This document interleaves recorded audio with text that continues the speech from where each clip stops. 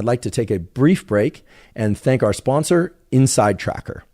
Inside Tracker is a personalized nutrition platform that analyzes data from your blood and DNA to help you better understand your body and help you reach your health goals. I've long been a believer in getting regular blood work done for the simple reason that many of the factors that impact your immediate and long-term health can only be analyzed from a quality blood test. The problem with a lot of blood and DNA tests out there, however, is that you get data back about metabolic factors, lipids, and hormones and so forth, but you don't know what to do with those data. Inside Tracker solves that problem and makes it very easy for you to understand what sorts of nutritional,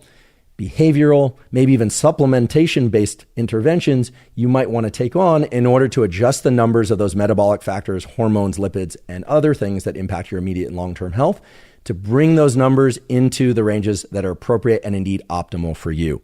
If you'd like to try Inside Tracker, you can visit insidetracker.com/Huberman and get 20% off any of Inside Tracker's plans. That's insidetracker.com/Huberman to get 20% off. Now, I realize that for some of you listening to this episode, we are probably at the point along the pathway of concept and definition and mechanism that leaves you in a place of real wanting a tool. And so I promise that I'm going to get into more tools, but to satisfy you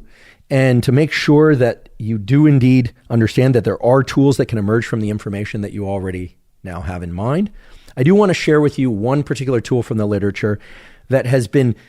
demonstrated over and over again to support and build and enhance divergent thinking.